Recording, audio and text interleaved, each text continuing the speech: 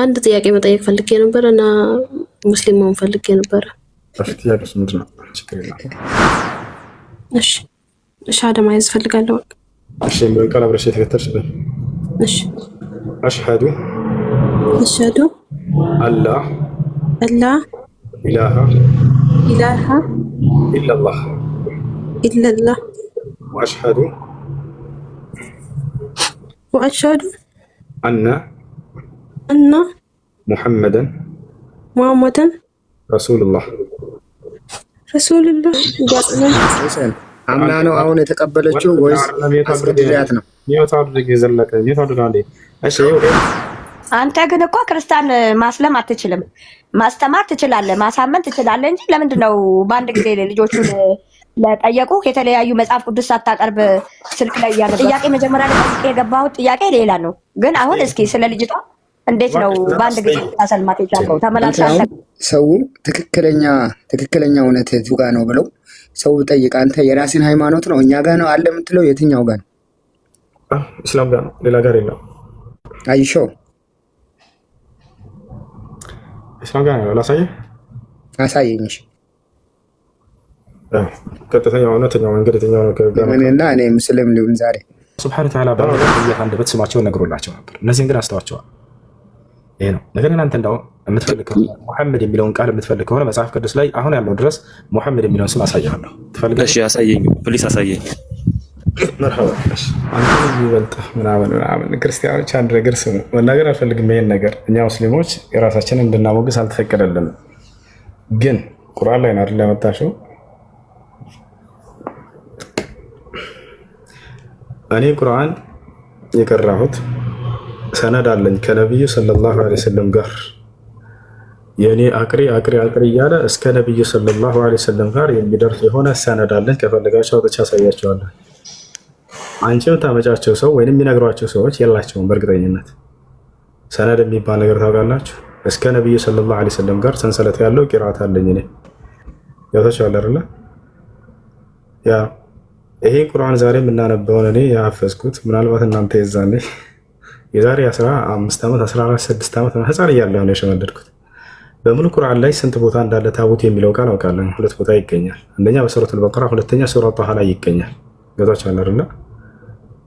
በሁለቱም ቦታ ላይ ሳጥን እንደሆነ አላህ ሱብሓነሁ ወተዓላ ይናገራል። አንቅዚ ፊሂ ፊታቡት ይላል በሱረቱ ጣሃ ላይ። ለምሳሌ ለሙሴ እናት አላህ ሱብሓነሁ ወተዓላ ሲያናግራት ልጅሽን በሳጥን ውስጥ አድርጊውና ጣዩ በውሃ ውስጥ ይላታል። ታቦት የሚለው ቃል ሳጥን እንደሆነ ላሳያችሁ ነው። ሳጥን ነው። ቆይ ላሳያችሁ እንጂ ከፍቼ ላሳየሽ። ያና ቁርአን ላይ ሱራ ጣሃ ታቡት ይላል። አንቅዚ ፊሂ ፊታቡት፣ ህፃኑን በሳጥኑ ውስጥ ጣዩ። ምን ማለት ነው? ታቡት ማለት ያው ታቡት ይላል አረበኛው ላይ። ታቡት ማለት ነው ሳጥን ማለት ነው። ህፃኑንም በሳጥኑ ውስጥ ጣዩ አላት። እርሱንም ሳጥኑን በባህር ላይ ጣዩ። ገታሻል አይደል? ታቦት ማለት ሳጥን ማለት እንጂ እነሱ ያሰቡት ምንድነው? በክርስትና ላይ ታቦት አለ አይደል? ያንን ታቦት ብለው እኮ አስበዋል። የለም ሳይፈለገችው ልክ የምትፈልገው አይምሮ ላይ ያለውን መልስ ጠብቃ ነበር ከኔ። ያ ሳይሆንላት ሲቀር ጊዜ ከአንተ የሚበልጥ ነው ገለመሌ ምናምን። እሺ ጥያቄ ያለው ክርስቲያን ካለ መጠየቅ ይችላል። መልስ ሰው ከሞተ ወደ ያገባል ይጋባል? ማግባት ክፉ ነገር ነው ወይንስ መልካም ነገር ነው? እንግዲህ ጋብቻ ስጋዊ ነገር ስለሆነ መውለድም መዋለድም ይመጣል በጋብቻ ላይ። በሰማያዊ ኑሮ ግን እንደ መላእክት ስለሚቆም ማለት ነው። ስለዚህ ስጋ ይበሰብታል፣ በምድር ላይ ይቀራል። ላ ስጋም ይነሳል፣ አብሮ ይነሳል። ከዛ ወዲያ ያን አንድ መልስልኝ። አሁን እየጠየኩህ ስጋም ይነሳል፣ ስጋም ይኖራል ከዚያ በኋላ። ትክክል። ስለዚህ ሰላም ጤና ይስጥልኝ። ይቅርታ እኔ ሰዓት የለኝም፣ ግን አሁን እሷ ያለችዋን ከእንደ ቪዲዮ ከእንደ ሙሉ እኔ ላንተ በውስጥ መስመር ልካለሁ። ልጅቷ ያለችው እዚህ ስላልመቸኝ ነው። ኦኬ እዚህ ሲመቸኝ ቀጠሮ ያዘኝና እኔ ራሴ ከእንደ በውስጥ ይልካለሁ። እኔ በውስጥ ወሬ አልፈልግም ከሱ ከእምነት በእምነት ጉዳይ ላይ ፊት ለፊት የሚያናግረኝ ሰው ነው የምፈልገው። ወንድ ልጅ ነኝና ሙስሊም ነኝ። በዛ ላይ ፊት ለፊት የሚያናግረኝ ሰው በጣም ደስ ይለኛል። በውስጥ ልላክልህ ቪዲዮ ምናምን አይሰራም። ከፊት ለፊት መጥቶ ማስረጃውን ያቅርብ ማንኛውም ሰው ከፊት። አይ ጥያቄያችን ጠይቁሽ መልሳ እኔ ጠየቅኩህ። ሰው ከሞተ ወደ ያገባል ይጋባል? ሰው መግባት ክፉ ነገር እስካልሆነ ድረስ አምላክ የሚወደው ነገር እስከሆነ ድረስ በምድር ላይ በሰማይ ላይ ክፉ የሚሆንበት ምክንያት የለም። ማይ በምድር የወደደው በሰማይ ክፉ ነው ካልክ አላውቅም፣ እንዴት ከየት እንዳገኛችሁት ይሄን ነገር መጽሐፍ ቅዱስ ላይ የለም። ሰው የሚወለደው በስጋ ነው ወይስ? ተረጋጋ። በምድር ላይ ክፉ ያልሆነ ነገር፣ በምድር ላይ ከክፉ ነገር ያልታየ ነገር በሰማይ ክፉ የሚሆን ነገር አለ ብለህ ካልክ ማስረጃ ታሳያለህ። ካልሆነ ግን ጋብቻ መልካም ነገር እስከሆነ ድረስ ክፉ ነገር እስካልሆነ ድረስ ዝሙት ቢሆን አይፈቀድም። በምድርም ላይ ክፉ ነውና በሰማይም ላይ ክፉ ነው። ነገር ግን አምላክ የፈቀደው ሕግ ከሆነ ባልና ሚስት ሆኖ መኖር ይሄ በምድር ላይ ጽድቅ ሆኖ በሰማይ ላይ ኃጢአት የሚሆንበት ምክንያት የለም። በዛም ይኖራል። ባልና ሚስት ነው በጀነት ውስጥ ሰዎች ይኖራሉ። አደምና ሐዋ በጀነት። በዛ አይልማ ሰው ተሞት ወደ ይበላል፣ ይጠጣል፣ ይነሳል፣ ይተኛል፣ ይጋደማል ሊባል ነው ማለት ነው። በዛ አይተኛ። በጀነት ውስጥ እንቅልፍ የለም። ባልና ሚስቶች አብረው ይተኛሉ። እንቅልፍ ይሄ መተኛት የሚለው አየህ፣ ከምድራዊ ህይወት ጋር አታገናኘው፣ አይገናኝም ያልኩህ። የምድር ሰዎች እንቅልፍ ያስፈልጋቸዋል፣ ይተኛሉ፣ ይደክማሉ፣ ይሞታሉ። የጀነት ሰዎች ደግሞ እንቅልፍ የሚባል የላቸውም። ሞት እንደሌለ ሁሉ እንቅልፍ እንደማይተኙ የጀነት ሰዎች ማስረጃ ያሳያለሁ ከፈለክ። እሺ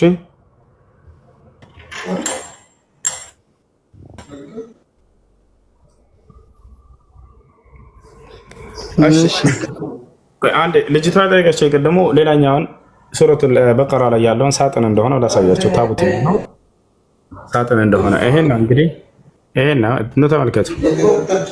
ነቢያቸው ለእነርሱ የንግስናው ምልክት ከቤታቸው የሆነ እርጋታ የሙሳ ቤተሰብና የሃሩን ቤተሰብ ከተውትም ቅርስ በውስጡ ያለበት መላእክት የሚሸከሙት ሆኖ ሳጥኑ ሊመጣላቸው ነው። ያው ታቡት የሚለው የአረበኛ ቃል ትርጉም ምንድነው? ሳጥን እንጂ ሌላ አይደለም። ቅዱሳን ሁለቱም ቦታ ላይ ያለ በቁርአን ላይ ታቡት የሚለው ሳጥን። እሺ ከመሐመድ ውጭ እስልምና ይሰበከዋል ወይ ብዬ ነበረ። ይሄንን አብራራልኝ እስቲ። ከነቢዩ መሐመድ ሰለላሁ ዐለይሂ ወሰለም ውጭ እስልምናን የሰበኩ በርካታ ነቢያቶች አሉ። ከነዚያ መካከል አንደኛው ኢየሱስ ክርስቶስ። እሺ ማስረጃ አስተሽ ወኢዝ አውሐይቱ ኢለል ሐዋርይን አን አሚኑ ቢ ወቢረሱሊ ቃሉ አመና ወሽሀድ ቢአንና ሙስሊሙን ይላል። ሐዋርያቶች ቃል በቃል እኛ ሙስሊሞች ነን ብለው ይናገራሉ። ሱረቱል ማኢዳ ምዕራፍ 5 ቁጥር 111። በሱራ አልኢምራን ላይ ልክ ነው። አንድ የሚፈርክ ልጨርስ ባካችሁ። መጀመሪያ አታገናኘው። ኢየሱስ ክርስቶስና በሙስሊሞቹ ያለው መሲህ የሚሉት አንድ አይደሉም። ከይቅርታ ጋር ወርደህ ብታዳምጥ ለአንተ የተሻለ ነው። ወላሂ እዚህ መቀመጥህ እየጎዳህ ነው። ትጠይቅና ያቋርጣል፣ ይጠይቅና ያቋርጣል። ልክ መልስ ሲጀምር። እሺ እዮብ ቀጥል። ጥያቄ ጠይቃችሁ መልስ ሲጀምር አታቋርጡ። ልክ ሁለት ንግግር ስናገር ቶሎ ይናገራሉ። እሺ ሁሱ እኔ የምጠይቅ ጥያቄ ምንድን ነው? አሁን ለምሳሌ አንተ ኢየሱስ ክርስቶስን ብለሃል አይደለ? አሁን ለምሳሌ አንተ አሁን ታምናለህ ኢየሱስ ክርስቶስ ተአምራትን ሰርቷል ብለህ ታምናለህ? ለምሳሌ ሞተን አስነስቷል። አምላኩ በእርሱ በኩል ሲያደርግለት እንደነበር አምናለሁ። እኛ ታምናለህ? አምላክ በእርሱ በኩል እነዚህን ሁሉ ተአምራቶች ሲያደርግለት እንደነበር አምናለሁ። እርሱ ግን ከራሱ አንዳች ሊያደርግ እንደማይችል አቅም እንደሌለው አምናለሁ። እሺ ይህንን ደግሞ ነቢዩ መሐመድ እስኪ የሰራውን ታሪክ እስኪ ንገረኝ። ምን ሰርቷል? እስኪ አሁን በጣም ጥሩ ተአምራቶችን ለማለት ፈልገህ ነው? አዎ የጠየኩም እሱን ነው። ነቢያችን ሰለላሁ ዐለይሂ ወሰለም በርካታ ተአምራቶችን አድርገዋል በጊዜያቸው። ለምሳሌ ጨረቃን መክፈል ይመስል ማስረጃ ጃአ ፊል ቡኻሪ أن أهل مكة سألوا رسول الله صلى الله عليه وسلم وقال يا رسول الله نريد أن ترينا آية، أو سألوا أهل ما سأل أهل مكة أن يريهم آية فأراهم انشقاق القمر مرتين። የመካ ሰዎች ነቢዩ ሙሐመድ ሰለላሁ ዐለይሂ ወሰለም ጠየቋቸው፣ እውነትን ነው አንተ እንደምትለው የአምላክ መልእክተኛና ነብይ ከሆንክ ነብያቶች ተአምራትን ያደርጉ ነበርና ተአምር ሰርተህ እንድታሳየን እንሻለን አሏቸው። ነቢያችን ሰለላሁ ዐለይሂ ወሰለም ጨረቃን ከፍለው አሳዩአቸው ይላል። ጨረቃን ከፍለው አሳዩአቸው። ነቢያችን ሰለላሁ ዐለይሂ ወሰለም ይህን ተአምር አድርገዋል። ሌላም በርካታ ተአምራትን አድርገዋል። 7 ሰማያት አድርገው ሄደዋል። በአንድ ሌሊት 7 ሰማያት አድርገው መጥተዋል። ልክ እንዲሁ ደግሞ ነቢያችን ሰለላሁ ዐለይሂ ወሰለም ሰዎች የሶላት ሰዓት ደርሶባቸው የሚሰግዱበት ወደ የሚያደርጉበት የሚታጠቡበት ውሃን ባጡ ጊዜ ከእጆቻቸው ከጣቶቻቸው መካከል እንደዚህ ውሃ እንዲፈልቅላቸው አድርገዋል። እነዚያ ሁሉ ሰዎች ይህን ተአምራት አይተው ተቋድሰው የአይን እማኞች መስክረዋል። ነቢያችን ሰለላሁ ዐለይሂ ወሰለም ሌላም በርካታ ተአምራቶችን አድርገዋል። ይህን ይመስላል ባጭሩ።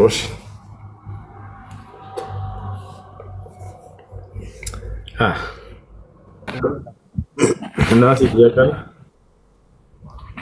ነው። ሰላም። ኦኬ፣ በመጀመሪያ ጥያቄ ለእኔም ጠይቀኝ። ጥያቄ ምን አልከኝ? ለእኔም ጠይቀኝ ጥያቄ ካለ ልመልስ በቅድሚያ ብዬ ነው ልጠይቅህ ስለፈለኩ። እሺ፣ ክርስቲያን ለመሆን መጠን ለምን ክርስቲያን ሆንክ? ነቢያቶች ክርስቲያን ሆኑ ብለው አዘዋቸዋል ወይንስ እግዚአብሔር ክርስቲያን ሆኑ ብሏቸው አዟቸዋል? አይ እኛ ክርስቲያን ተብለን ታዘናል። አሁን ለምሳሌ ምን መሰለህ ክርስቲያን ብላችሁ ታዘዋል ማለት ጌታ ኢየሱስ ክርስቶስ ሰማይና መሬት የፈጠረ ነው። ጨረስክ? ሌላ መልሶ ጨረስክ? ኧረ በስመ አብ ወይ አይሰማም? ይሄ ነው መልሶ ወይ ጨረስክ ወይ? ያመጣው ነገር የለም። እግዚአብሔር ክርስቲያን ሆኖ ወይንም ክርስትና እምነትን ተከተሉ ብሎ ያዘዘበት ቦታ አለ ወይ ነው ጥያቄ። አሁን አንተ ለምሳሌ ጥያቄ ቢጠይቅህና አንተ ሙስሊም ነን ሚል የታዘዘልህ? አዎ ቃል በቃል አምላክ አላህ ሙስሊም ሁን ብሎኛል። እኔ ልክ እንዲሁ በአንጻሩ አንተ እግዚአብሔር ክርስቲያን ሁን ብለሃል ወይ ነው ጥያቄ። እስልምና ሃይማኖት ከተመሰረተ ስንት ዓመት ነው ያደረገው? ወደሱ ወደ ዓመቱ እንመጣለን። ግን አምላክ አላህ ክርስቲያን ሙስሊም ሁን ብሎ አዘሃል ወይ ላልከው አዎ አለ። ከዛ በፊት እስልምና ነበረ ብለህ እስኪ መረጃ ካለ መረጃ ስጠኝ። እንመጣለን ወደሱ። ቆይ አሁን ክርስትና መጽሐፍ ቅዱስ ላይ ስንሄድ ጊዜ አንዲት ቦታ ላይ ክርስቲያን ሆኖ ብሎ እግዚአብሔር አላዘዘም። በቁርአን ላይ አላህ ሙስሊም ሆኖ ብሏቸዋል ወይ ብለሃል? አዎ ቃል በቃል ሙስሊም ሆኖ ብሎኛል። አንተ ግን ክርስቲያን ሆኖ ያለብህ ቦታ ሳይኖር ነው ክርስቲያን ሆንክ። አምላክ ሲያዝህ እንዴት ክርስቲያን ሆንክ ነው ጥያቄ።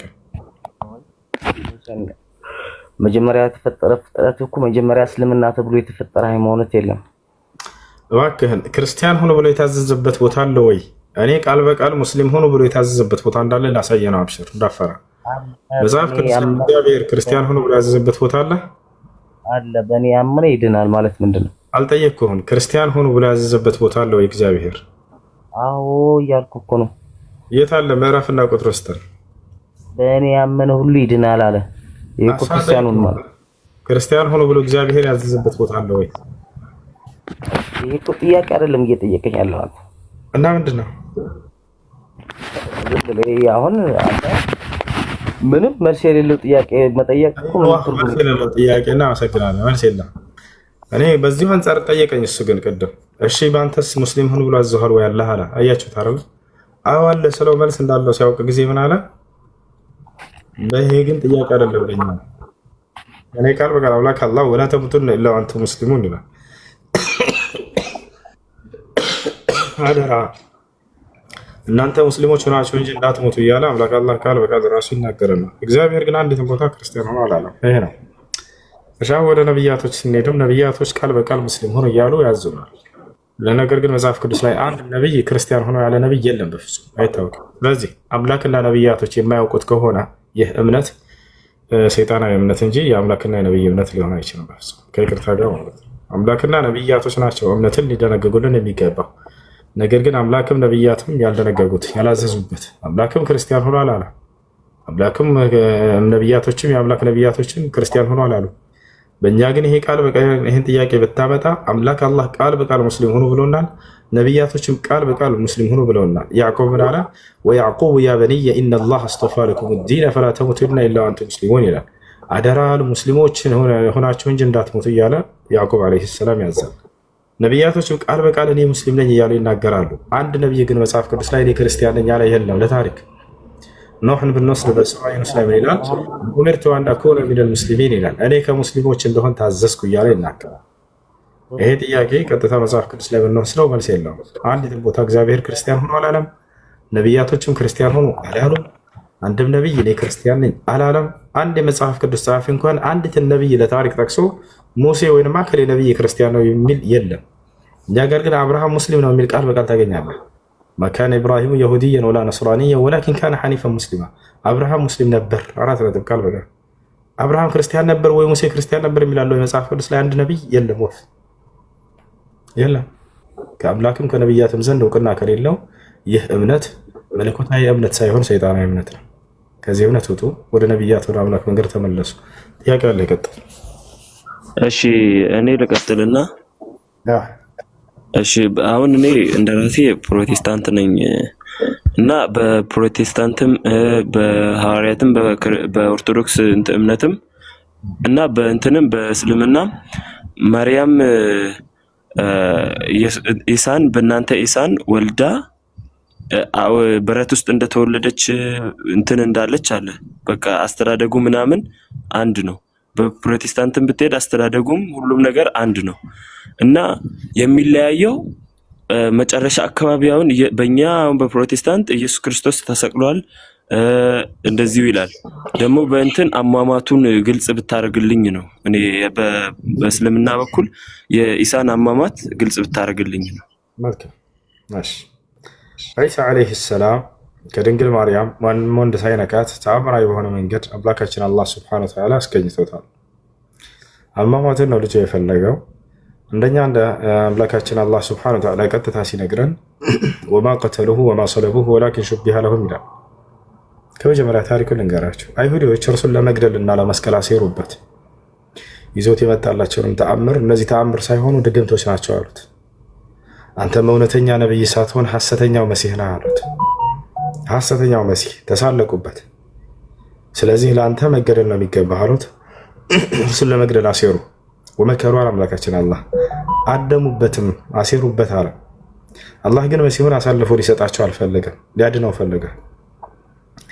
ከዚያ መሲሁን ራእይ ያወረደለት ምን አለው? ኢዝ ቃለ አላሁ ያ ዒሳ ኢኒ ሙተወፊከ ወራፊዑከ ኢለያ ነው ወሙጠሂሩከ ሚነ ለዚነ ከፈሩ። አንተ ዒሳ ሆይ እኔ አንተን ልወስድህ ነው፣ ወደ እኔም ላነሳህ ነው፣ ከነዚያ ከካዱትም ከአይሁዳውያን ከግድለታቸውና ከስቅለታቸው ላድነህ ነው አለው። ላነጻህ ነው፣ ላጠራህ ነው፣ ላድነህ ነው አለው። ከዚያም አምላክ አላህ ሱብሓነሁ ወተዓላ ዒሳን ወሰደው። በል ረፈዐሁ ላሁ ኢለይህ አለ። በእውነትም እርሱ አላህ ወደ እርሱ ወሰደው ይላል። በክብር በሁለተኛው ሰማይ ላይ ይገኛል መሲሁ። ነቢዩ ሙሐመድ ሰለላሁ ዐለይሂ ወሰለም የሶላትን ትእዛዛት ለመቀበል ወደ ሰማይ 7 ሰማያት አቆራርጠው አድርገው በሄዱ ጊዜ ከመልአኩ ገብርኤል ጋር እጥላዕቱ ፊ ሰማይ ታኒያ ፈራአይቱ ዒሳ ብነ መርየም አሉ። ወደ ሁለተኛው ሰማይ ስወጣም የማርያምን ልጅ ዒሳን መሲሁን ተመለከትኩት አገኘሁት አሉ። አያችሁ፣ እርሱን ሲያገኛቸው ጊዜ ምን አላቸው መሲሁ? መርሐበን ቢልአኽ ሳሊሕ ወነቢይ ሳሊሕ፣ መልካሙ ነቢይ መልካሙ ወንድሜ ሙሐመድ እንኳን ወደ ሰማይ ዓለም መጣህ ብሎ አቀባበል አደረገላቸው። ወደ ዓሊ ቢልኸይር አሉ ነቢ ሰለላሁ ዐለይሂ ወሰለም፣ ከአምላኬ ዘንድ መልካም ነገር እንዲገጥመኝም ጸለየልኝ አሉ።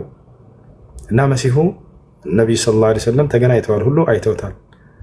ነቢያችን ሰለላሁ ዐለይሂ ወሰለም መሲሁን ሲያነሱት ጻድቁ እያሉ ነው የሚያነሱት። የሚገርማቸው ወላሂ ለአዚም ምን ያክል እንደሚወዱትና እንደሚያከብሩት።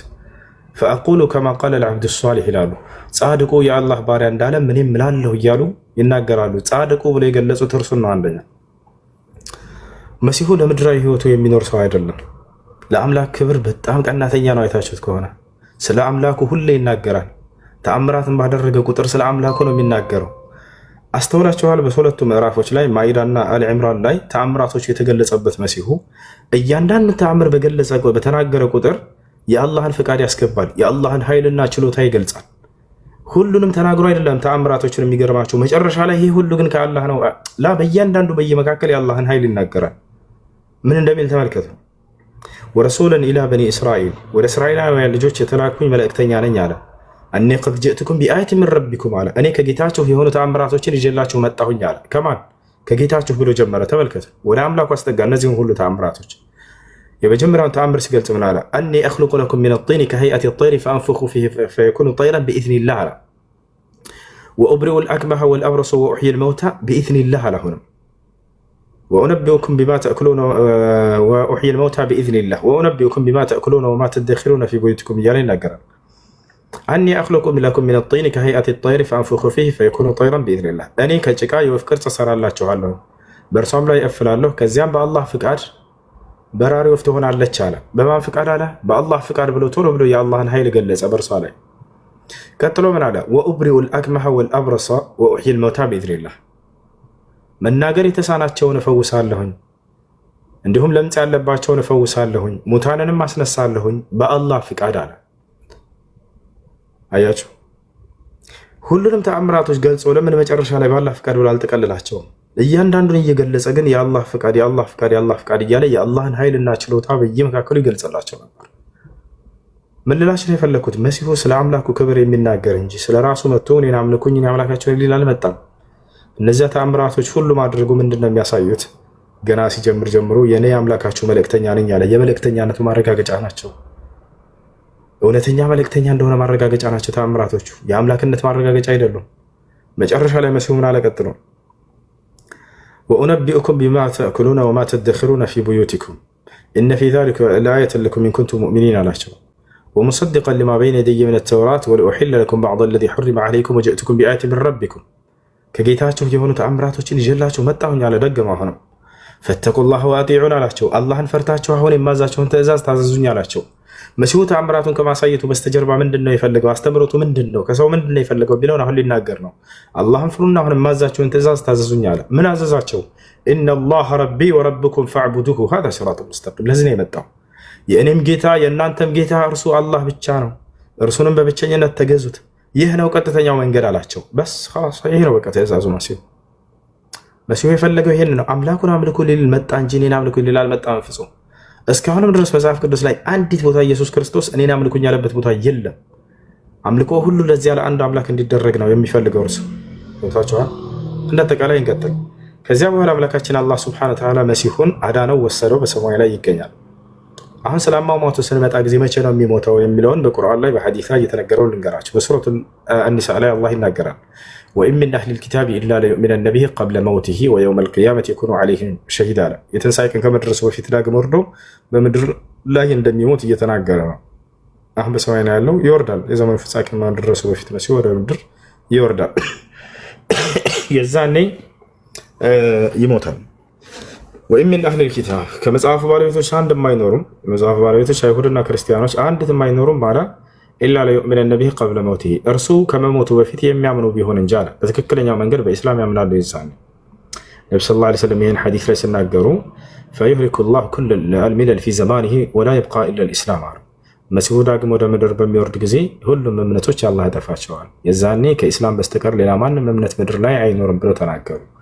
ስለዚህ በመሲሁ አማካኝነት በመሲሁ አስተምህሮ አማካኝነት የዛኔ የነቢ ሰለላሁ ዐለይሂ ወሰለምን ህግና ስርዓት ቁርአንና ሐዲስን መሰረት አድርጎ ያስተምራል። በምድር ላይ በሚወርድ ጊዜ የዛኔ ነው አጠቃላይ የምድር ሰዎች ሁሉ አማኝ ይሆናሉ፣ በአንድ መንገድ ላይ ይሆናሉ፣ ሙስሊሞች ይሆናሉ። ምድር ላይ ይህን ካደረገ በኋላ መሲሁ ይሞታል፣ ፍጻሜ ይሆናል እንደ ማንኛውም ሰው። ነቢያችን ሰለላሁ ዐለይሂ ወሰለም ثم يتوفى ብለው ተናገሩ። ከዚያም በኋላ መሲሁ የዛኔ ይሞታል አሉ። የዛኔ ይቀበራል። ይሄን ይመስላል እንጂ እስካሁን ድረስ አልሞተም፣ አልተገደለም። በክብር አምላካችን አላህ አንስቶታል። እና እኛ አሁን ለምሳሌ ምናልከ ድምፅ አይሰማ የኔ አሁን ይሰማል። አይ አንተ አሁን ብዙውን ጊዜ መጽሐፍ ቅዱስ እንዳነበብክ ነው። እሺ እና እንዴት አሁን ብዙ ጊዜ ስለ መሐመድ ሰለላሁ ዐለይሂ ወሰለም በእኛ ሆነ አልተጻፈም ብዙ ጊዜ እና እንዴት ይሄ ነው ወይስ ተጽፏል ነው ወይ? ምናልባት ስሙ እንደ ኢሳ ተቀይሮ ከሆነ እስቲ እንትን ታደርግልኝ። ጥሩ ጥያቄ። ለምንድን ነው ነቢዩ መሐመድ ሰለላሁ ዐለይሂ ወሰለም ስማቸው መጽሐፍ ቅዱስ ላይ ያልተጻፈው? አሁን ስለ ኢየሱስ በብሉይ ኪዳን ተነግሯል ብለው ያምናሉ ክርስቲያኖች። ታምናላችሁ አይደል? አዎ። ነገር ግን ስሙ አለ ወይ ኢየሱስ የሚል ቃል ተነግሯል ወይ በመጽሐፍ ቅዱስ ብለን ስናይ የለም። ስሙ አንስተውታል። አይደል? አይሁዶች አንስተውታል። ልክ እንዲሁ የነቢያችን ሰለላሁ ዐለይሂ ወሰለም ባለፉት ነቢያት አንደበት ስማቸው ተነግሯል ወይ? አዎ። አላህም በቁርአን ላይ ይነግረናል። አየህ፣ ለምሳሌ ሱረቱ ሶፍ ምዕራፍ 61 ቁጥር 6 ላይ ምን ይላል? ወኢዝ ቃለ ዒሳ ብኑ መርየም ያ በኒ እስራኤል ኢኒ ረሱሉላሂ ኢለይኩም ሙሰዲቀን ሊማ በይነ የደየ ሚነ ተውራህ ወሙበሽረን ቢረሱሊን የእቲ ሚን ባዕድ እስሙሁ አሕመድ ይላል። ፈለማ ጃአሁም ቢልበይናት ቃሉ ሃዛ ሲሕሩን ሙቢን ይላል። መሲሁ ለእስራኤል ልጆች ያላቸውን አስታውስ እያለ ይናገራል። ክርስቶስ ምን አላቸው ለእስራኤል ልጆች? እናንተ የእስራኤል ልጆች ሆይ እኔ ወደ እናንተ የተላኩላችሁ የአላህ መልእክተኛ ነኝ። ከእኔ በፊት የነበረውን መጽሐፍ ኦሪትን ወይም ተውራትን የማልክድ የማረጋግጥ ሲሆን ከእኔ በኋላ የሚመጣውንም ነቢይ የማበስራቸው ሲሆን ስሙም አሕመድ የተባለ የሆነ ብሎ ነገራቸው። ስለዚህ አላህ ስብሐነሁ ወተዓላ ባለፉት ነቢያት አንደበት ስማቸውን ነግሮላቸው ነበር። እነዚህን ግን አስተዋቸዋል። ይሄ ነው። ነገር ግን አንተ እንዳው የምትፈልግ ከሆነ ሙሐመድ የሚለውን ቃል የምትፈልግ ከሆነ መጽሐፍ ቅዱስ ላይ አሁን ያለው ድረስ ሙሐመድ የሚለውን ስም አሳያለሁ። ትፈልጋለህ? እሺ አሳየኝ፣ ፕሊስ አሳየኝ። መርሐባ። ብሉይ ኪዳን በምን ቋንቋ ነበር የተጻፈው?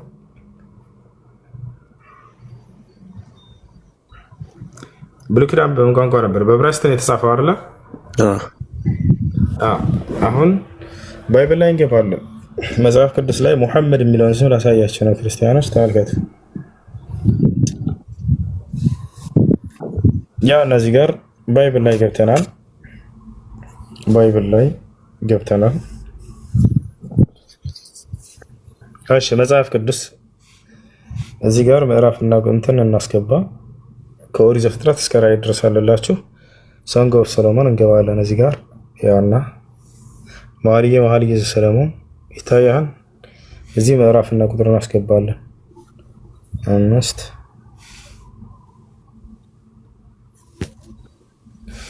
16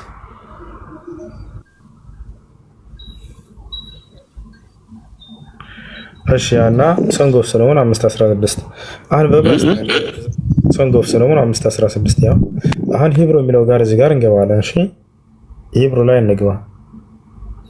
በዕብራይስጥ ስለሆነ የተጻፈው ወደ አማርኛ ቀይረዋለን። እዚህ ገብተን ይታያል። ወደ ትዩ ዕብራይስጥ ሂድ ይላል። መኃልየ ሰሎሞን 5:16 ላይ እሺ አሁን እዚህ ጋር ወደ ትዩ ዕብራይስጥ ሂድ። እዚህ ጋር ይሄን እንፈታዋለን። እዚህ ጋር 4:42-61 እዚህ ጋር እንገባለን። ይቅርታ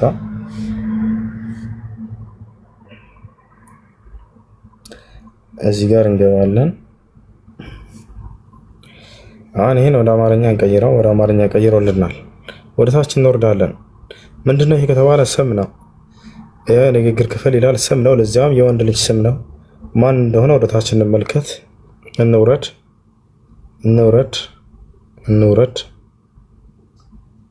ያው እና እዚህ ጋር ምን ይላል ይታያል። ምን ይላል?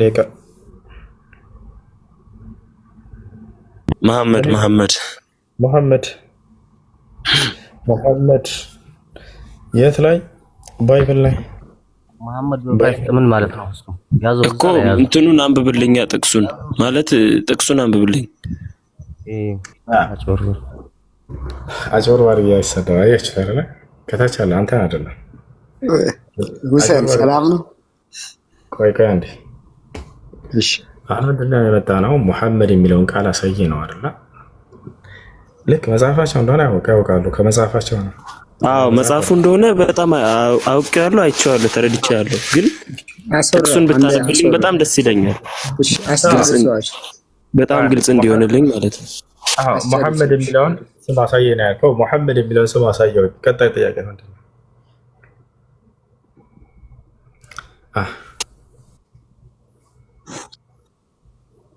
ቀጣይ ጥያቄ ምንድን ነው? አይ እኔ ያው ራሱ ነው አትልም፣ በቃ አስረድተኛል። ግን እንትኑን ግልጽ አድርገህ እንትን ብትልልኝ ደስ ይለኛል። ጥቅሱን ማለት ነው።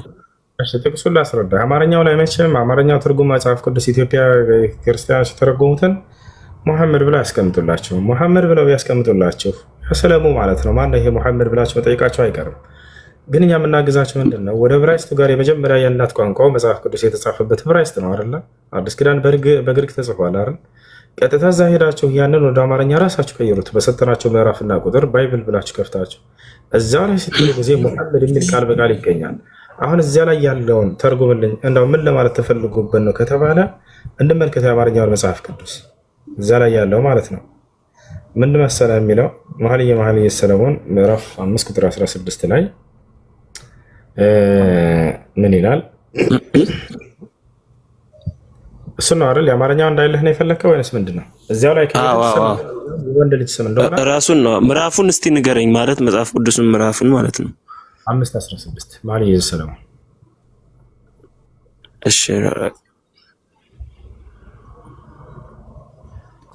እሺ ከላይ ክርስቲያን አለ። መምህር ሳሚ ሰላም ነው ብራዘር? ዛና ሰላም ይዛል። እንዴት ነው? ሁሉ ሰላም አለን። በጌታ ነህ እንዴ? በጌታ አዎ ነኝ። ምን ነው እንዳታስወጣኝ ነው። ፈታ በለው ሽራ እሱ በቃ በጣም ነው የማመሰግነው። ደህና ደሩ። በቃሽ። መልካም አዳር። ሁሴን የሚባል ታላቅ ወንድሜ አለ። ሁሴን ስላገኘው ደስ ብሎኛል። ኦኬ ታላቅ ወንድሜን እንዳገኘው ሙስሊም ነበርክ? ነበር። ከሱ ረጅም ታሪክ ነው። በውስጥ በሌላ መንገድ ብናወራ ደስ ይለኛል። ካልተመቸ ችግር የለም። ሙስሊም ነበርኩ ካልክ ረጅም ታሪክ ነበረ። ያው ስለዚህ ሁሴን የሚባል ታላቅ ወንድም አለኝ። ስላገኘው ደስ ብሎኛል። አይ ወርሽ በቃ ችግር የለም። ካልፈለክ ነው ወጣጣ። እኔ ሁለት ጥያቄ ልጠይቅህ። አይ ጠይቅሽ። እሺ ዓለም ላይ የነበረው ሃይማኖት ለመጀመሪያ ጊዜ የትኛው ሃይማኖት ነው ዓለም ላይ የነበረው? እስላም። ኦኬ። ያው እኔም ብዙ እውቀት የለኝም። ብዙም ሰው ጠይቄ እሱ ሙስሊም እንደሆነ ሌላ እንደሆነ ሊረዳ ይችላል። እሺ እኛ ሁላችንም ኃጢአት በመስራታችን ወደ ገነት የምንገባበት መንገድ በጣም ጠባብ ናት። እዚህ ዓለም ላይ ያለን 10ሩን ትእዛዝ ያ10ሩን ትእዛዝ አናሟላም ዓለም ላይ ያለን ማለት ነው። ስለዚህ ተና ኃጢአታችን ተነበረላችን ዓለም ላይ ወደ ገነት የምንገባበት መንገድ የትኛው ነው? እሺ ወደ ገነት የምንገባበት መንገድ አንዱን አምላክ በብቸኝነት በመገዛት አምላክ አላህ Subhanahu Wa Ta'ala ማስረጃ يقول الله سبحانه وتعالى إن الذين آمنوا وعملوا الصالحات لهم جنات النعيم خالدين فيها وعد الله حقا وهو العزيز الحكيم። እነዚያ በእኔ አምነው መልካም የሰሩ ሰዎች ለእነርሱ የገነት ጸጋ ተዘጋጅታላቸዋለች፣ እነርሱም በእርሷ ውስጥ ለዘላለም ዘውታሪዎች ናቸው ይላል። وعد الله الذين آمنوا وعملوا الصالحات جنات ይላል ሌላ ቦታ ላይ። እነዚያ በእኔ በአላህ አምነው መልካም የሰሩ ሰዎች ገነት ለእነርሱ ተዘጋጅታላቸዋለች ይላል። ስለዚህ ይህ ነው ጀነት መግቢያው መንገድ፣ በአንዱ በአምላክ በአላህ ማመን፣ እንዲሁም በዘመንህ የተላከልህን ነብይ እንደ ነብይ ተቀብለህ በእርሱ በኩል የሚመጣውን ህግና ስርዓት መከተል። ያ ነው አምላክ አላህ Subhanahu Wa Ta'ala ምን ይላል? በየዘመናቱ ሁሉም ነብይ ለህዝቡ የህይወት መንገድ ነው፣ የእውነት መንገድ ነው፣ የገነት መንገድ ነው። አምላክ በዚያ ነብይ በኩል ህግና ስርዓትን ያወርዳል። ያን ሲከተሉ ጊዜ ሰዎች ይድናሉ። በዚህ ዘመን ከተባለ ነብዩ መሐመድ ሰለላሁ ዐለይሂ ወሰለም ናቸው መንገዱ። ሌላ መንገድ የለም ከእርሳቸው ውጭ። መዳን የፈለገ በእርሳቸው ማመን አለበት፣ በእርሳቸው ነብይነትና በተወረደው ህግና ስርዓት ለማለት ነው። እንዲሁም አንዱን አምላክ በብቸኝነት በመገዛት ማስረጃ يقول الله سبحانه وتعالى واتبعوه لعلكم تهتدون ይላል አላህ በቁርአን ላይ። ቀጥተኛውን ጎዳና ትመሩ ዘንድ እርሱን ሙሐመድን ተከተሉት ይላል። ያሰላም እውነተኛው መንገድ እርሳቸው ናቸው፣ እውነት ናቸው ብሏቸዋል አላህ Subhanahu Wa Ta'ala። وشهدوا أن الرسول حق لن ملكتኛው ሙሐመድ እውነት ነው ይላል። እርሳቸው ይዘውት የመጡት እውነት ነው ለማለት ነው። እሺ በሌላ ቦታ ላይ قل إن كنتم تحبون الله فاتبعوني يحببكم الله ويغفر لكم الله غفور رحيم ይላል። ሙሐመድ ሆይ ለሰዎች እንዲህ በላቸው አለ፣ አላህን የምትወዱ እንደሆናችሁና ወደ እርሱ መድረስ የምትፈልጉ ከሆናችሁ እኔን ተከተሉ ይበላቸው፣ አንተን ይከተሉ ሰዎች። የዛኔ የእኔ የአላህን ውዴታ ያገኛሉ፣ እንዲሁም የእኔን ምህረት ያገኛሉ አለ። አላህም ይምርላቸዋል በላቸው፣ ገነትን ይገባሉ ከዚያም በኋላ። ስለዚህ ብቸኛው መንገድ በዚህ ዘመን ነብዩ መሐመድ ሰለላሁ ዐለይሂ ወሰለም ናቸው። እስከ ዘመኑ ፍጻሜ ድረስ ለሚመጣ ሰው እና አንተ አሁን ሰው ትክክለኛ እውነት እዚሁ ጋ ነው ብለው ሰው ብጠይቅ አንተ የራስን ሃይማኖት ነው እኛ ጋ ነው አለ የምትለው የትኛው ጋ ነው? እስላም ጋ ነው፣ ሌላ ጋር የለም። አይሾ እስላም ጋር ነው። ላሳየህ? አሳየኝ። ቀጥተኛው እውነተኛው መንገድ የትኛው ነው? እኔና እኔ ሙስሊም ሊሆን ዛሬ ላሳይ። እኔ ቃል በቃል ማስረጃ ነው ማሳይ። ቀጥተኛው መንገድ ማን ነው? ጋንጋ ነው። ማስረጃ ላሳይ። ትክክለኛ እውነት የቱ ጋር ነው ያለው? ላሳይ። ያው እነዚህ ጋር ምን ይላል? አምላካችን አላህ ራሱ ሲናገር ምዕራፍ 3 ቁጥር 19 ላይ አላህ ዘንድ የተወደደ ሃይማኖት ኢስላም ብቻ ነው ይላል። ያሰላም ብቸኛው የሰዎች መዳኛ መንገድ ኢስላም ነው። ከአምላክ ዘንድ የተወደደው ብቸኛው መለኮታዊ ሃይማኖት ኢስላም ነው። ያው ይሄ ላለፉትና ለቀደሙት ነቢያት ተደንግጎ እንደነበርም ላሳየህ። ነቢያቶች ሁሉ ሙስሊም ሁኑ እያሉ ልጆቻቸውን ሲሰብኩን አላሳየህ። ደግሞ አንዴ ላሳየህ።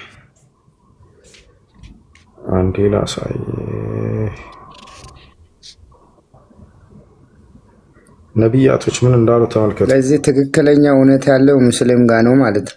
አዎ ነቢያቶች እንደሰበኩት ኢስላምን ላሳየህ። ያዕቆብ ምን አለ? በእርሷም በሕግጋቲቱ ኢብራሂም ልጆቹን አዘዘ፣ ያዕቆብም እንዲሁ ልጆቹን አዘዘ።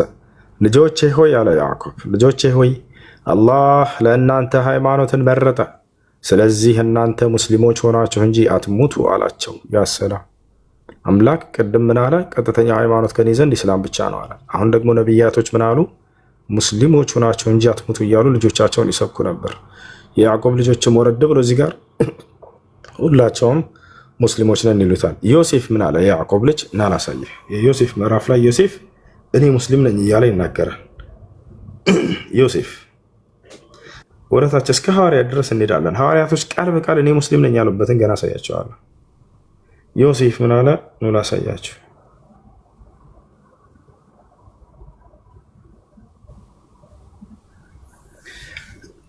ዮሴፍ ጌታዬ ሆይ ከንግስና በእርግጥ ሰጠኸኝ፣ ከህልሞችን ፍች አስተማርከኝ። የሰማያትና የምድር ፈጣሪ ሆይ አንተ በቅርቢቱና በመጨረሻይቱ ዓለም ረዳቴ ነህ። ሙስሊም ሆኜ ግደለኝ። ያጀህ ዮሴፍ ምን አለ? ሙስሊም ሆኜ ግደለኝ፣ በመልካሞቹም አስጠጋኝ አለ። ወደ ማን እንሂዳን? ወደ ሐዋርያቶች። ሐዋርያቶች ቃል በቃል እኛ ሙስሊሞች ነን ያሉበትን ላሳያችሁ ነው።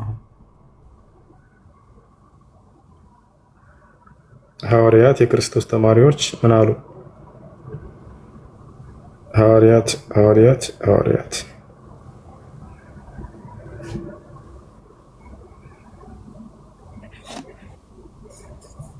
እሺ፣ ያው እነዚህ ጋር ምን ይላል? ወደ ሐዋርያትም በእኔና በመልእክተኛዬ እመኑ በማለት ባዘዝኩ ጊዜ አስታውስ። ሐዋርያቶች ምን አሉ? አመነን፣ እኛ ሙስሊሞች መሆናችንን መስክር አሉ። ያ ሰላም ምንድነው አሉ? ሙስሊሞች መሆናችንን መስክር አሉ ይላል። ሙስሊሞች እንደሆኑ ሐዋርያቶች ቃል በቃል ተናግረዋል። ይህን ይመስላል። እሺ፣ እና አብርሃም እና ይስሐቅ እና ያዕቆብ እነዚህ ሁሉ ሙስሊሞች እንደሆኑ ቃል በቃል ልክ እንዲሁ ላሳያ እችላለሁ። እና ይህ ነው አምላክ አዞት ነቢያቶች ሰብከውት የኖሩበት ብቸኛው መለኮታዊ ሃይማኖት እንደሆነ ይህን ይመስላል ማስረጃ።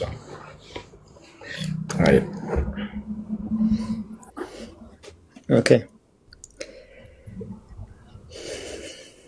ወደ ስራ ከመምጣት ምንድን ነው? ስለዚህ ያው ትክክለኛ እውነት ያለው ሙስሊም ጋር ነው ማለት ነው። እሺ፣ አሁን በእኛ በጴንጤዎች በልጁ የሚያምን የዘላለም ሕይወት አለ የምለው እሷን እስቲ ለእኔ በደንብ አብራራልኝ። በእናንተ እሺ፣ በማመን ነው እናንተ የዘላለም ሕይወት ምኖራችሁ?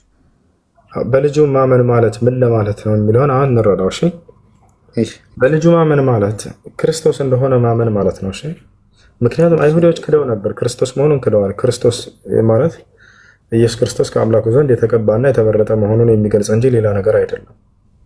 ገብቶሃል አይደል?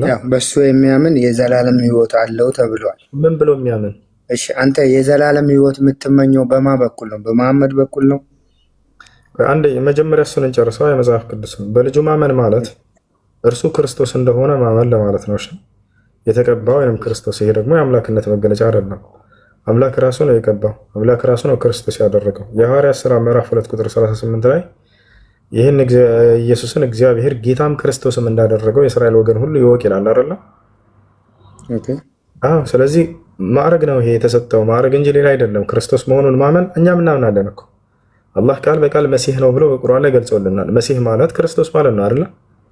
የተቀባ ማለት ነው። ወቃለ አልመሲሁ እያለ በቁርአን ላይ ብዙ ቦታ ላይ መሲህ እያለ ይጠራዋል። የተቀባው መሲህ ነው። ያለተዋት ተሳሳት አፍንካታው ከህሜት አድርጊ አሶሪው አንዴ ሜት አድርግሽ እያወራ ሰው ጣልቃ አትግቡ። ነውር ነው። ክብር ይኑራችሁ ለሰው። እሺ በል ሜት አድርጊና በኋላ ታወራለሽ። አላህ ቃል በቃል መሲህ እያለ ይጠቅሰዋል። ከታች አለርና ስለዚህ ይህ ነው አምላካችን አላህ Subhanahu Wa Ta'ala መሲህ እንደሆነ እናምናለን። መሲህ እንደሆነ ክርስቶስን የማያምን ሰው ሐሰተኛ ሰው ነው። ነብዩ መሐመድ ሰለላሁ ዐለይሂ ወሰለም ሲመጡ መሲህ መሆኑን አረጋግጠው ነው የመጡት። መሲህ ማለት ነው የተቀባ የተመረጠ ማለት ነው፣ ሌላ አይደለም። ይሄ ነው። እሺ ከላይ አንድ ጊዜ ኤም ሚውት ናቸው። እስኪ ትቀጥላላችሁ። ኤም አለሽ? አለው። ሰላም ነው።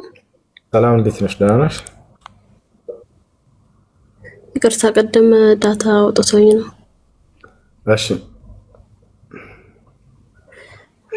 አንድ ጥያቄ መጠየቅ ፈልጌ ነበር እና ሙስሊም መሆን ፈልጌ ነበር። እሺ ጥያቄስ ምንድን ነው? ጸበል በእስልምና እንዴት ይታያል? እሺ ነብዩ መሐመድ ሰለላሁ ዐለይሂ ወሰለም ሰዎች ሲታመሙ የሚፈወሱበትን መንገዶች አስቀምጠውልናል።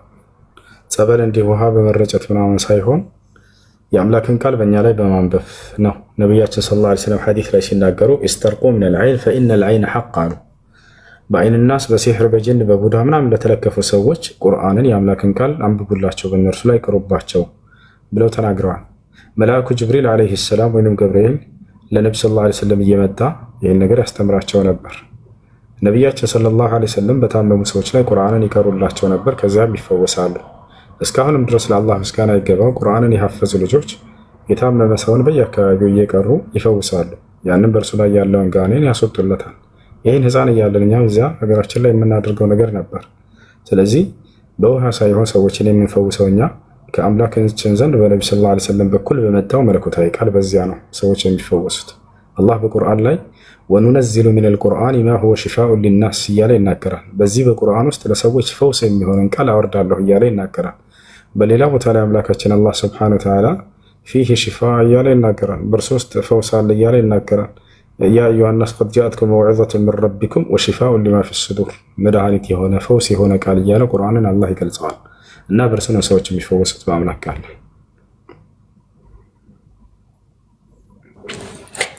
ሙስሊም ለመሆን ምንድን ነው ከኔ የሚጠበቀው? ሙስሊም ለመሆን እስካሁን ስናስተምር ሰምተሽ ነበር አይደለ? ስለ እስልምና እየጠየቁ እየተጠያየቀ አምላክ በዚህ ብዙ አልሰማውም፣ ግን እከታተላለሁ በዩቲዩብ ብዙ ያለው ተመሪያለሁ። ለመሆን ለመጀመሪያ ከተማር ሻሃዳ መያዝ ነው። አንድ ሰው ሻሃዳ በመያዝ መጀመሪያ ወደ እስላም ይገባል። ሻሃዳ ማለት የምስክር ቃል ነው። ምስክርነቱም ስለ አምላክ ነው። አምላክ አላህ ሱብሓነሁ ወተዓላ እርሱ ብቸኛ አምላክ እንደሆነ፣ በእርሱ ላይ ቅንጣት ሌላ አጋር እንደሌለው በማመን ነው። የነቢያት ሁሉ የመጀመሪያው ትዕዛዝና መሰረት ይሄው ነበር። ስለ አምላክ አንድነትና ብቸኝነት ያስተምሯቸዋል። በዚያም ሻሃዳ የሚባል ቃል ይይዛሉ። ያ ነው። ከዚያ በኋላ ለዚህ ላመንሽውና ለመሰከርሽው ለአንዱ አምላክ እየተገዛሽ የህይወትሽን ቀሪ ዘመን መኖር። ይህን ይመስላል። ከሰለምኩ በኋላ ቤተሰቦቼን ጸሎት አድርጉልኝ ማለት እችላለሁ? እነሱ ጸሎት የሚያደርጉ ወደ መስጊድ ነው። እባክህ ሚውት አድርግ። ሰው እያወራ ጣልቃ አትግቡ። አንዴ እሺ። በሌላ እምነት ተከታዮችን ጸሎት ማስደረግ ይቻላል ወይ ወደምለው ስንመጣ ቤተሰቦች ክርስቲያን ከሆኑ መቼም ወደ መሲሁ ነው ጸሎት የሚያደርጉት። መሲሁ ደግሞ ከነቢያቶች መካከል አንድ የተከበረ ነቢይ ናቸው ብለን ነው የምናምነው። ነቢይን መለመን አይቻልም በኢስላም። ስለዚህ ማንም አካል ከአምላክ ከአላህ ሱብሓነሁ ወተዓላ ውጭ ሌላን አካል ለምነው ጸሎት ቢያደርግልን እሱ አሚን ማለት አይቻልም። ነገር ግን አንዱን አምላክ አላህን በብቸኝነት እርሱን እየጠሩ ጸሎት ቢያደርጉልን አሚን እንላለን። እዛኔ ችግር የለም። እሺ ሻሃዳ መያዝ እፈልጋለሁ። እሺ ምን ቃል አብረሽ የተከተልሽ በይ። እሺ አሽሀዱ አላ ኢላሃ ኢለላህ ወአሽሀዱ አነ ሙሐመደን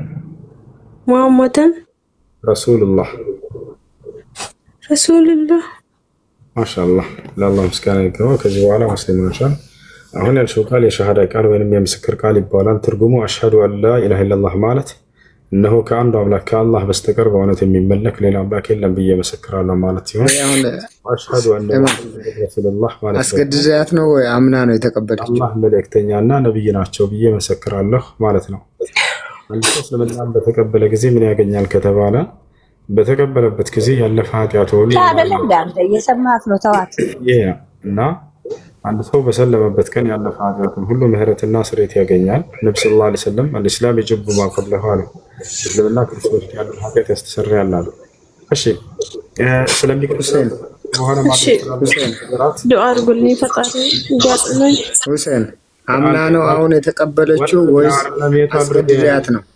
አድርግ የዘለቀ አድርግ አንዴ። እሺ ይኸው ዛህራ የምትለው ትታይሻለች ከታች ዛህራ ከታች ሁለተኛ ላይ ያለች የወርልድ ፕሮፋይል ከታች ያለችው ዛህራ እናግረት አንዴ። ሰላም አለይኩም ወራህመቱላሂ ወበረካቱ። ወአለይኩም ሰላም። ይኸው እቺ አሁን የምትናገራለች ፎሎ አድርጋትና በውስጥ ስለ እስልምና አስተምህሮት የምትማርበት ግሩፕ ታስገባሻለች፣ ታናግርሻለች። ፎሎ አድርጋለች። እሺ አድርጋለች። መልካም ጊዜ። እሺ ዱዓ አድርጉልኝ። አብሽር። አሁን ጻፊልኝ። ሁሴን አንዴ በእናትህ የተላብራ አንዴ አሁን እቺ አሁን በእስልምና ሃይማኖት ተቀብላ የወጣችው ልጅ በትክክለኛው መንገድ አሳምነያት ነው ወይስ አስገድዳት ነው? አላልኩ። ቅድም አስገድዳት ነው ስትል ነበር። አውራ እንጂ አሁን እንድታወራስ ፈቅደልኝ። በየትኛው መንገድ ተቀበል? ከኔ እኩል ገብታለች። አስገድዳት ነው ስትላይ ነበር አይደለ? ለምን ተዋሻለህ? በምንድን ነው? አንተ ግን እኮ ክርስቲያን ማስለም አትችልም። ማስተማር ትችላለህ፣ ማሳመን ትችላለህ እንጂ ለምንድን ነው በአንድ ጊዜ ልጆቹን ለጠየቁ የተለያዩ መጽሐፍ ቅዱስ ሳታቀርብ ስልክ ላይ እያነበብ? እስኪ ምን ታድርግ ይዘለ አንድ ምን ታድርግ? አሁን አንዳንድ ሰው ሲያወራ አስጨርሽና ነው የምታወሪው አይደል? አውር በተራሮሽ አንተ አውር ጥያቄሽ ከቢ ምን ታድርጓት? ተው እሺ፣ ጥያቄሽ ምንድን ነው? ምን ታድርጓት? ኧረ እኔ አነሳዋለሁ። ሞት ቢያደርጉ ችግር የለውም። አንድ ጥያቄ መጀመሪያ ልጠይቅ የገባሁት ጥያቄ ሌላ ነው። ግን አሁን እስኪ ስለ ልጅቷ እንዴት ነው በአንድ ጊዜ ታሰልማት የቻልከው? ተመላልሻ አንተ ጋር ሳትማር ይሄን ጥያቄ መልስልኝ። ይሄን መልስልኝና የኔን ጥያቄ ጠይቅሃለሁ። አድርጌ እባክሽን ሸጊቱ አንዴ ጥያቄ ጠይቅ። አንተ ኦሬዲ አብስላት ነበርና በፈጣሪ ተናደዳቸው አይደል? ሰላም አትናደድ ወንድሜ። ይኸውልህ አንዴ አንዴ እናት አንዴ ትክክለኛው የገነት መንገድ ሜታድ ጥያቄ ከሌላቸው ልጆች አትረብሹ። እሺ ጥያቄ አለ ይጠይቃል። ሰላም ጠይቅ ቶሎ በል። ጥያቄ አለኝ። አይ ጥያቄ ምንድን ነው? ኦኬ እስልምና የነቢያቶች አምልኮት ነው ምናምን እያልክ ታስተምራለህ ይዘሻል? እሺ 10 ቁጥር 38 ላይ ምን ይላል? እግዚአብሔር የናዝሬትን ኢየሱስን በመንፈስ ቅዱስ በኃይልም ቀባው። አታንብብልኝ፣ ምዕራፉን ብቻ ነግረኸኝ ተው። በቃ እሺ ያዥ ቁጥር 38 የሐዋርያት ሥራ ምዕራፍ 10 ቁጥር 38 ላይ ኢየሱስ ክርስቶስ የተቀባ እንደሆነ ይናገራል። በጣም በርካታ ወደ ችግር የለም 38 እሺ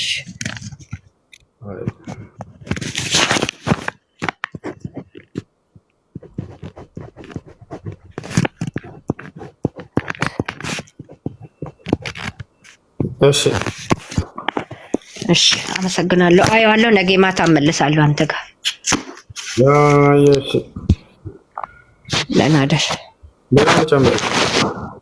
ሌላም ጨምረን እሺ። ሉቃስ ወንጌል ምዕራፍ 4 ቁጥር 17 ሉቃስ ወንጌል ምዕራፍ 4 ቁጥር 17 ኢየሱስ ቃል በቃል እግዚአብሔር ወንጌልን እንድሰብክ ቀባኝ ይላል። ቀብቶኛል፣ የተቀባ ነው።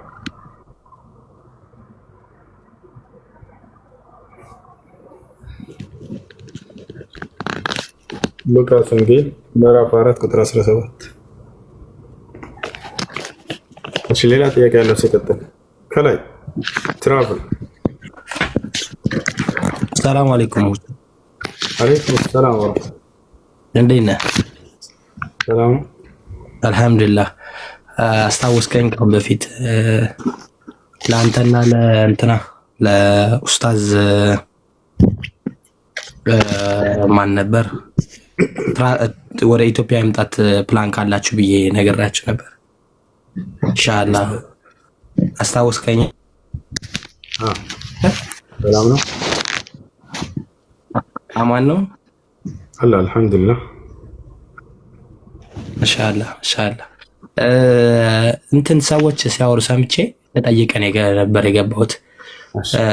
ረሱል ሰለላሁ ዐለይሂ ወሰለም ነቢያችን በመጽሐፍ ቅዱስ የመጨረሻ ነቢይ እንደሚመጣ ተነግሯል የሚል ነገር ሰው ሲያወራ ሰማውና እዚት ራይት የሚለውን ቼክ ለማድረግ ነው።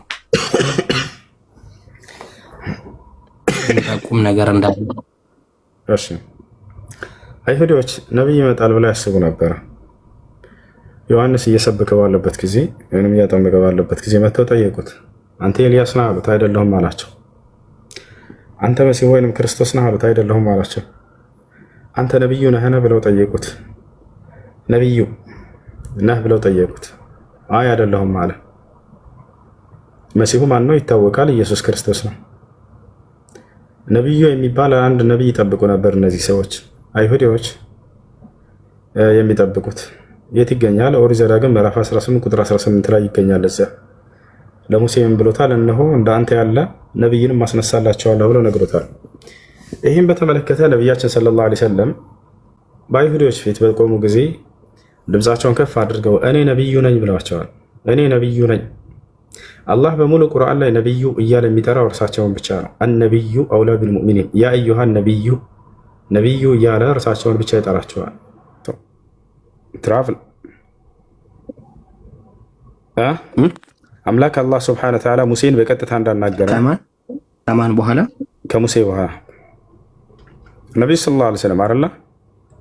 ከሙሴ በኋላ ነቢዩ ሰለላሁ ዐለይሂ ወሰለምን ፊት ለፊት አናግሯቸዋል። ምን መስፈርት አስቀመጠ እዚህ ጋር?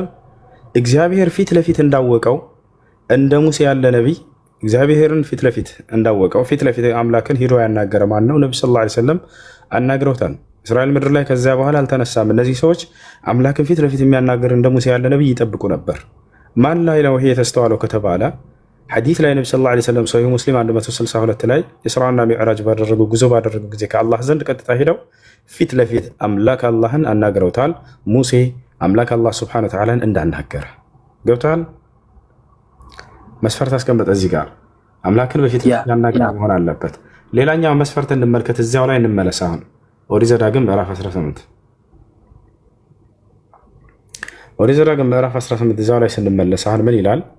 ከወንድሞቻቸው መካከል እንደ አንተ ያለ ነቢይ ያስነሳላቸዋለሁ። ሌላኛው ምልክቱ ምንድን ነው? ያ ነቢይ ቃሌንም በአፉ አደርጋለሁኝ ይላል። ያ ማለት መጽሐፍ የሚሰጠው አይደለም፣ በቃል ደረጃ ነው መለኮታዊ ቃሉ የሚነገረው። ገብቶሃል አይደለ? ምክንያቱም ማንበብ አይችልም መጽሐፍ እንዳይሰጥ። ስለዚህ ቃሉ በምንድን ነው የሚሆንለት? በአፉ ላይ መልአኩ ጅብሪል ዓለይሂ ሰላም መጥቶ መጽሐፍ አይደለም የሰጣቸው። መጥቶ ምንድን ነው ያደረገው? ቃሉን በአፋቸው ላይ ያነበበላቸው። እርሳቸውም ያንን እየሸመደዱ ይሄዳሉ። ያዘዝኩትንም ሁሉ ይነግራቸዋል አለ ነቢያችን ሰለላሁ ዐለይሂ ወሰለም። ህይወታቸው ፍጻሜ ላይ ምን አሉ? አላሁመ ፈሽሀድ አላሁመ ኢኒ ቀድ በለግቱ አላሁመ ፈሽሀድ አሉ። አምላክ ያላህ ሆይ እነሆ ያዘዝከኝን ቃል ሁሉ አድርሻለሁኝ፣ አምላክ ያላህ ሆይ መስክር ብለው የመጨረሻ ህይወታቸው ላይ ተናግረው ሄዱ። ሁሉንም ተናግረዋል፣ ያዘዛቸውን አድርጉ ያላቸው ሁሉ። አሁን ቀጥታ ስለሚሰጣቸውን መጽሐፍ ባህሪ ይነገራል። በስሜም የሚናገረውን ቃሌን የማይሰማውን እኔ እበቀልለታለሁ አለ። ያ ነቢይ ከአምላክ ዘንድ የሚመጣለት ቃል እንዳለ በአምላክ ስም የሚናገር ነው።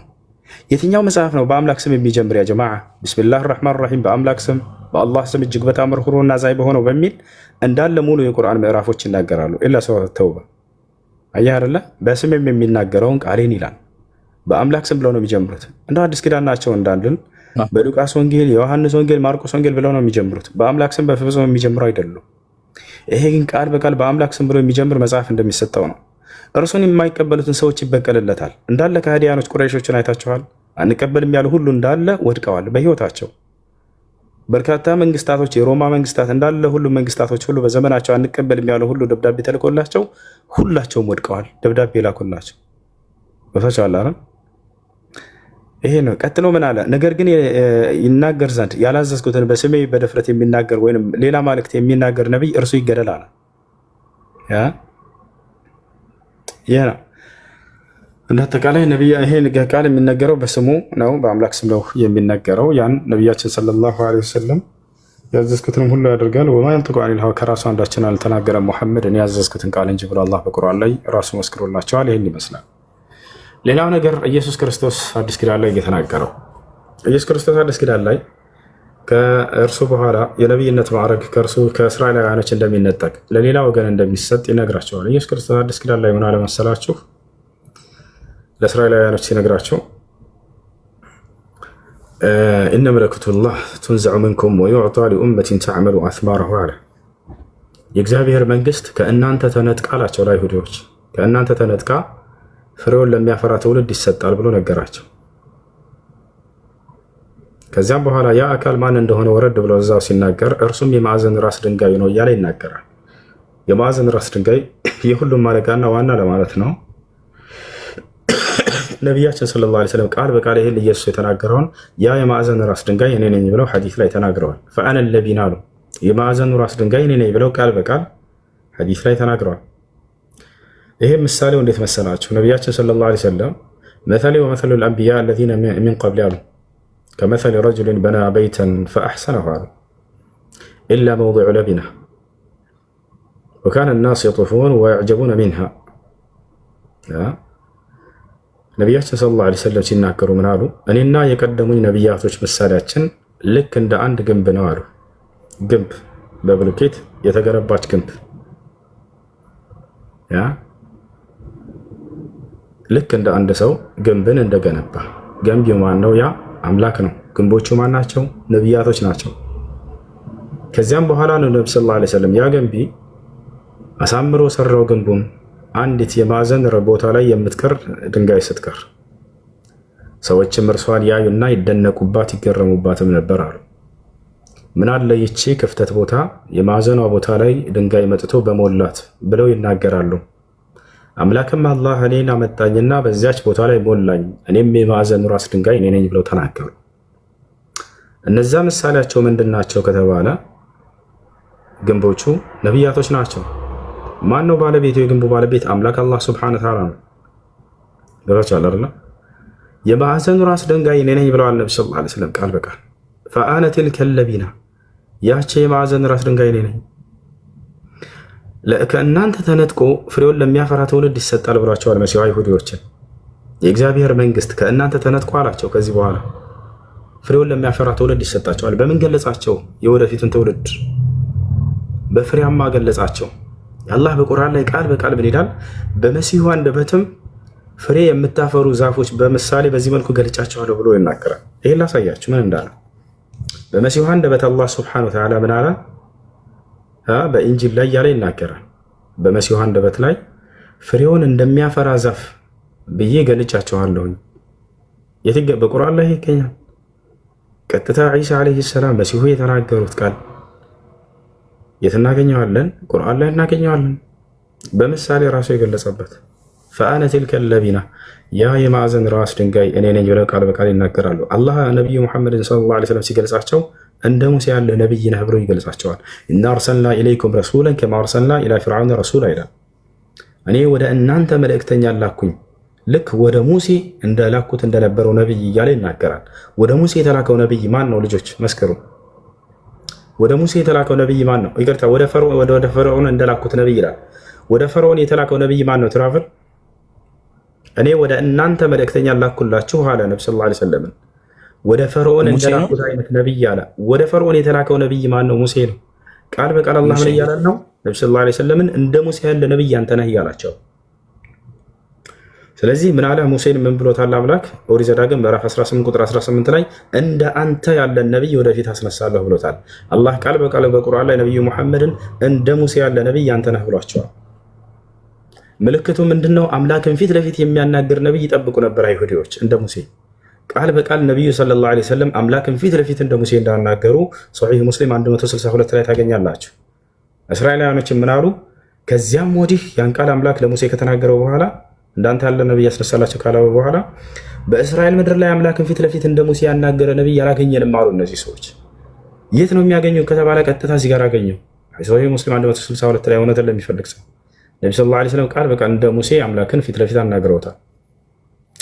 ይህን ይመስላል ባጭሩ። እና እሺ ለምንድን ነው የሚቃወሙት? ሚኖቹ ናቸው የሚቃወሙት። በጣም ሁላችሁም ግራ ነው የምታጋቡት እኮ። አንተ ነገር የተጋባው የጌታ ሰው ጥያቄህን ጠይቅና ከዛ መልሱን አዳምጥ ከኔ።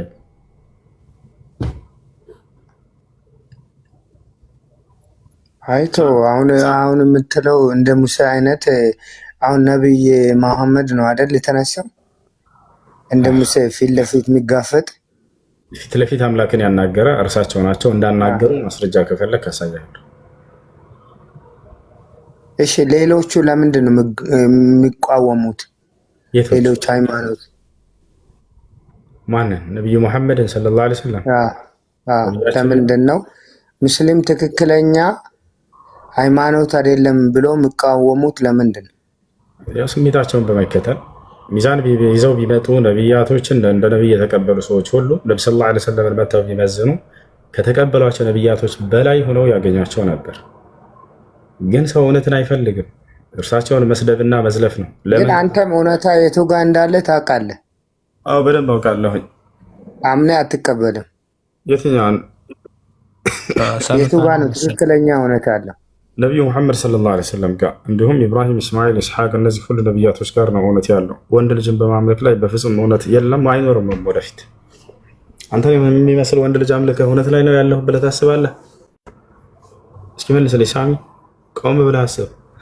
እንዳንተ ሲበላ ሲጠጣ ሲፈሳ የነበረን ሰው ከይቅርታ ጋር ማለት ነው። ይሄ ቃል ይቅርታ መጨረሻ ላይ ያለው ክርስቲያኖች በቃ እንደኔ እንዳንተ የነበረን ሰው ግን ሰው የሚጎዳ ቃላት አትናገር ነው አይደል ያለ ነው። ነገር ግን ነው እዚህ ጋር ማለት ነው እኔና አንተ ነን ለሃይማኖት የምንከራከረው። እንዳንተ የሆነ ሰው ለምን ታመልካለህ? እሺ ይሄ እውነት ያለው እዚህ ጋር ነው ብለህ ታምናለህ? መልስልኝ ያላ ነው እኔና አንተ ነን እዚህ ጋር ለሃይማኖት ይሄኛው ሃይማኖት እውነት ነው ብለህ ታምናለህ ወይ? ያሁን ወሬቶ እውነት ነው ብለህ ታምናለህ? ወንድ ልጅን ማምለክ መልስ ያላ። እግዚአብሔር ወንድ ልጅ ነው ሴት ልጅ ነው? በጣም ጥሩ። እግዚአብሔር ኢየሱስ ክርስቶስ እግዚአብሔር ነው ብለህ ታምናለህ አይደል? እኔ አምናለሁ። ግን እግዚአብሔር ወንድ ነው ሴት ነው ታውቃለህ? ስለዚህ የምታመልከው አምላክ ወንድ ልጅ ነው አይደለም? ነው እግዚአብሔር ወንድ አንተ አላህም በል ፍታላህ እንደ ኢየሱስ ክርስቶስ አምላኬ ነው ብለሃል አይደለ? ኢየሱስ ክርስቶስ የምታመልከው ወንድ ልጅ ነው አይደለም? ወንድ ልጅ ነው። ስለዚህ ወንድ ልጅ ታመልካለህ አይደለ? እሺ በቃ ስለዚህ ወንድ ልጅን እያመለክ እውነት ላይ ነው ያለሁት ብለህ ታምናለህ?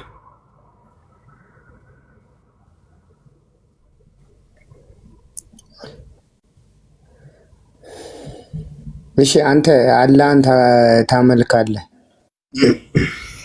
አዎ አላህን አመልካለሁ። ችግሩ እኮ አታስጨርሰንም እኛን። አሁን አንተ ባለቤቱ ስለሆንክ ታወጣለህ፣ ከፈለግ ታስገባለህ። እንዲህ ፌስ ቱ ፌስ የሚጋፈጥን አትፈልግም። አንተ አንድ ነገር የምችለው ማውጣት ነው ማስገባት ነው። ስለዚህ አንተ የምታመልከው አላህ ወንዲውን ሴቲውን አታውቅም፣ ታመልካለህ አይደል? አውቃለሁ። ልመልስልሽ። አምላክ አላህ ስብሐነ ወተዓላ ወንድንና ሴትን የፈጠረ የሆነ አምላክ ነው። የጾታዎች ሁሉ ፈጣሪ ነው እርሱ አምላክ አላህ ስብሐነ ወተዓላ። ይህም በቁርአን ላይ ሲናገር ወሚን ኩል ሸይእን ኸለቅና ዘውጀይን ይላል። ከእያንዳንዱ ነገር ጥንዶችን ወንድና ሴትን አድርጌ ፈጠርኩኝ እያለ ይናገራል። የቁል ስብሐነ ወተዓላ ወማ ኸለቀ ዘከረ ወልኡንሳ ወንድንና ሴትን እንደፈጠረ አላህ እዚህ ጋር ይናገራል። ወየቁል ስብሐነ ወተዓላ ያ አዩሃ ናስ ኢና ኸለቅናኩም ሚን ዘከሪን ወኡንሳ እናንተ ሰዎች ሆይ እኔ ከወንድና ከሴት ጥንድ አድርጌ ፈጠርኳቸው እያለ ይናገራል። ወየቁል ስብሐነሁ ወተዓላ ያ አዩሃ ናስ እተቁ ረበኩም አለዚ ኸለቀኩም ሚን ነፍሲን ዋሒደትን ወኸለቀ ሚንሃ ዘውጀሃ አላህ ስብሐነሁ ወተዓላ የጾታዎች ፈጣሪ የጾታዎች ሁሉ አስገኝ እንጂ እርሱ ጾታ አለ ተብሎ የሚገለጽ አይደለም። የአንተ አምላክ ግን ጾታ አለ ተብሎ የሚገለጽ ነው። የጌታ ሰው ምን ትላለህ? ቃል በቃል ወንድ ልጅ ነው ይላል አምላክህ። ምን ትላለህ?